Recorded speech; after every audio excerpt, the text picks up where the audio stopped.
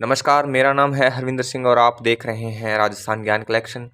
ज्ञान की इस बेहतरीन मुहिम के माध्यम से हमारा उद्देश्य उन सभी को राजस्थान ज्ञान से रूबरू करवाना है जो हमारे प्यारे राजस्थान को गहराई से जानना चाहते हैं और अपनी तैयारी को और बेहतरीन बनाना चाहते हैं। राजस्थान ज्ञान की इस मुहिम में हमारा आज का टॉपिक है वन व वन्यजीव अभयारण्य, विशेष राजस्थान के संदर्भ में। तो बने रहिए हमारे यानी राजस्थान ज्ञान कलेक्शन के साथ। शुरू करते हैं हमारी आज की क्लास। इस टॉपिक को हम 3 पार्ट में कवर करेंगे। पहले और दूसरे पार्ट में लगभग 200 प्रश्न और अंत में वन रिपोर्ट 2021 के लगभग 50 से 60 महत्वपूर्ण प्रश्नों के माध्यम से इस अध्याय को हम पूरा करेंगे। शुरू करते हैं आज की क्लास। आज का पहला प्रश्न है, भारतीय वन नीति की घोषणा कब की गई? तो इसका सही आंसर है 1952। नेक्स्ट है, राष्ट्रीय वन नीति के अनुसार कितने प्रतिशत क्षेत्रफल में वन होना अनिवार्य है? तो इसका सही आंसर है 33% पर। नेक्स्ट है, राजस्थान में भारत के कितने प्रतिशत वन पाए जाते हैं? तो इसका सही आंसर है 4.28% वन राजस्थान में पाए जाते हैं। नेक्स्ट है, भौगोलिक दृष्टिकोण से राजस्थान में सर्वाधिक वन किस भाग में पाए जाते हैं? तो दक्षिणी पूर्वी भाग में सर्वाधिक वन पाए जाते हैं। नेक्स्ट है, राजस्थान में वनों का प्रतिशत कितना है? तो इसका सही आंसर है 5.57%। नेक्स्ट है, राजस्थान में सागवान वन निम्न में से किस जिले में नहीं पाए जाते? तो सिरोही जिले में नहीं पाए जाते हैं, जबकि बांसवाड़ा, चित्तौड़गढ़, डूंगरपुर में सागवान के वन पाए जाते हैं। अगला प्रश्न है, शुष्क वन अनुसंधान संस्थान आफरी कहाँ स्थित है? तो ये जोधपुर में स्थित है। नेक्स्ट है, राजस्थान का राज्य पक्षी, राज्य वृक्ष व राज्य पशु का सही सुमेलित कौन सा है? तो घोड़ावन, खेजड़ी और चिंकारा सही आंसर हो जाएगा। राज्य पक्षी है जो घोड़ावन और राज्य वृक्ष खेजड़ी और राज्य पशु चिंकारा। अगला प्रश्न है, देश में सर्वाधिक वन मध्य प्रदेश में पाए जाते हैं।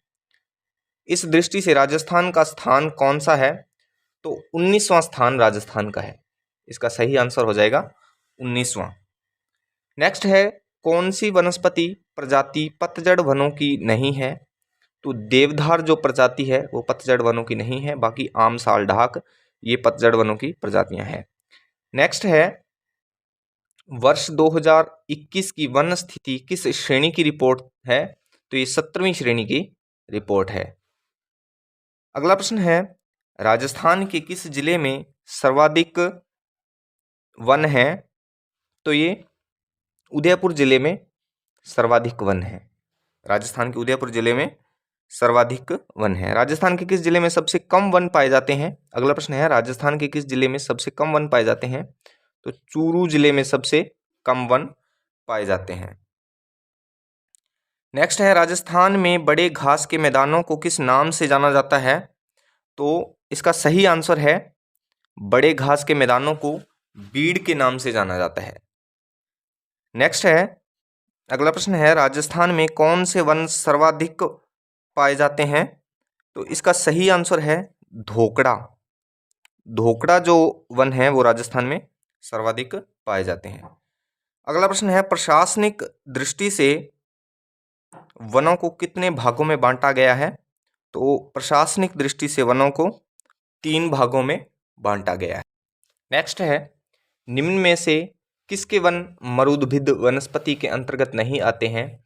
तो जो सालर के वन हैं वे मरुद्भिद वनस्पति के अंतर्गत नहीं आते हैं, जबकि कैक्टस, रोहिड़ा और खेजड़ी के जो वन हैं वे मरुद्भिद वनस्पति के अंतर्गत आते हैं। अगला प्रश्न है, राज्य सरकार द्वारा वन व वन्य जीवों के संरक्षण के लिए दिए जाने वाले अमृता देवी पुरस्कार की शुरुआत कब की गई? तो इसका सही आंसर है 1994 को। अगला प्रश्न है, राजस्थान में सर्वाधिक सागवान के वृक्ष किस जिले में पाए जाते हैं? तो ये बांसवाड़ा में पाए जाते हैं, बांसवाड़ा में। इसका सही आंसर है बांसवाड़ा। अगला प्रश्न है, सागवान को किस अभयारण्य में संरक्षण दिया गया है? तो सीता माता अभयारण्य में संरक्षण दिया गया है। अगला प्रश्न है, राजस्थान में किस श्रेणी के वन नहीं पाए जाते हैं? तो कोणधारी ज्वारीय वन हैं इस श्रेणी के वन राजस्थान में नहीं पाए जाते, जबकि उपोष्ण सदाबहार वन, उष्ण कटिबंधीय पतझड़ वन और मिश्रित पतझड़ वन, ये तीनों श्रेणियां हैं जो राजस्थान में पाई जाती है। अगला प्रश्न है, निम्न में से किन वनों को जंगल की आग या फ्लेम ऑफ द फॉरेस्ट कहा जाता है? तो जो प्लास के वन हैं इनको जंगल की आग कहा जाता है। अगला प्रश्न है, आदिवासियों का हरा सोना किसे कहा जाता है? तो यह बांस को आदिवासियों का हरा सोना कहा जाता है। अगला प्रश्न है, किस वृक्ष को शमी के नाम से जाना जाता है? तो खेजड़ी को शमी के नाम से जाना जाता है।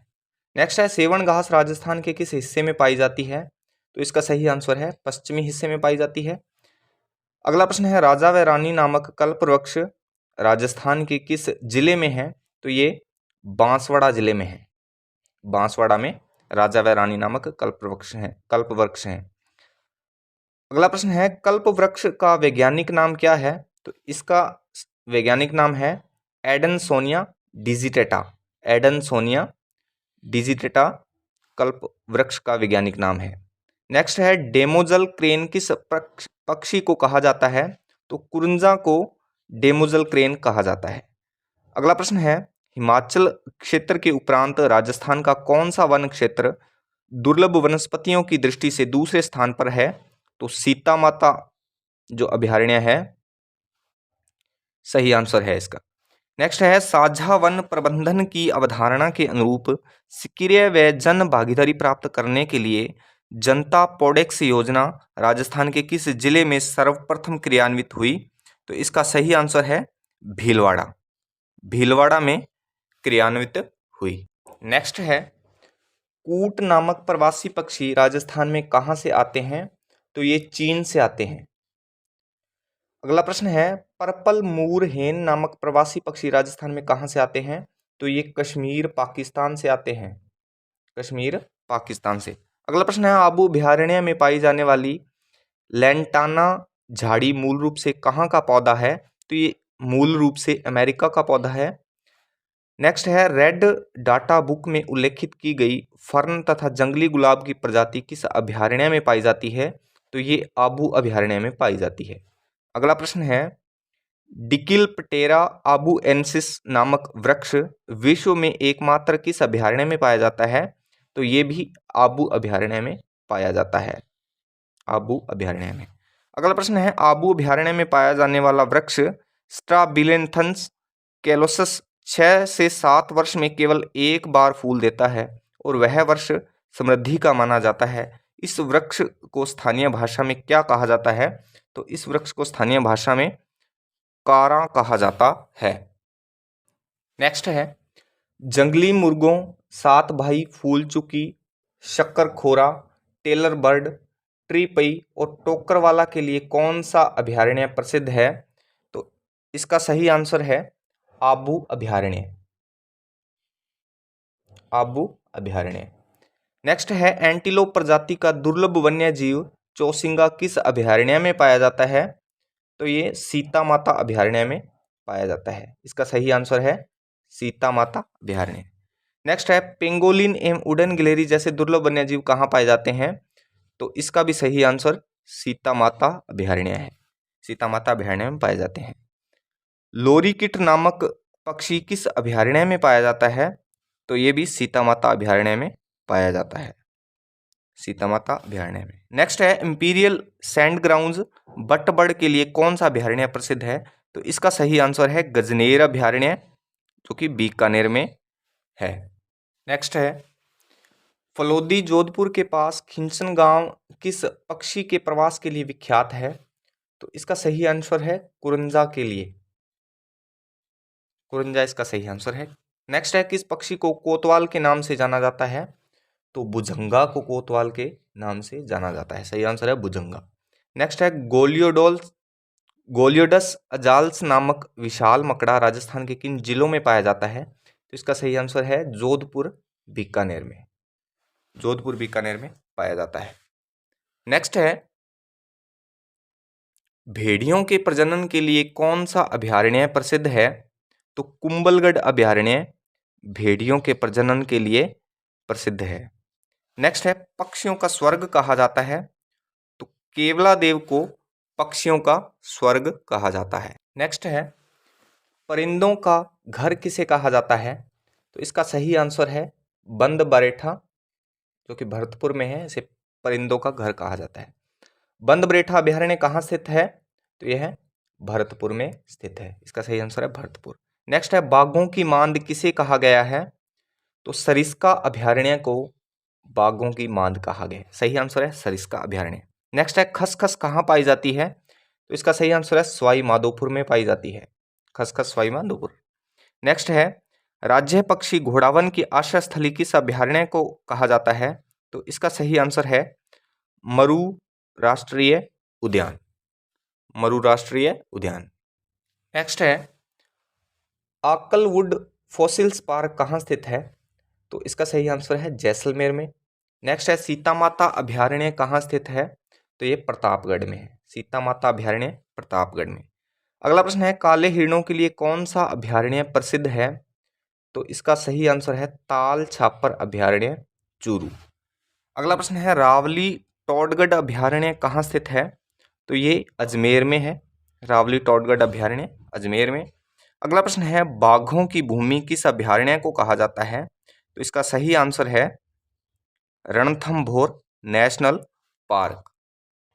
अगला प्रश्न है, प्रदेश में पहली बार राष्ट्रीय पक्षी मोर की गणना कब की गई? तो इसका सही आंसर है 1 से 7 दिसंबर 2017 को सर्वप्रथम जोधपुर संभाग में मोरों की गणना की गई थी। नेक्स्ट है, राजस्थान में बर्ड विलेज के नाम से मशहूर है? तो मेनार गांव उदयपुर में है, वो बर्ड विलेज के नाम से मशहूर है। नेक्स्ट है, नगर वन उद्यान योजना लागू की गई? तो इसका आंसर है उक्त सभी, अर्थात जयपुर, कोटा और अजमेर, इन सभी में नगर वन उद्यान योजना लागू की गई। अगला प्रश्न है, विलुप्त होने की कगार पर पहुंचा अजमेर जिले का शुभंकर प्रवासी पक्षी कौन सा है? तो ये खरमोर है।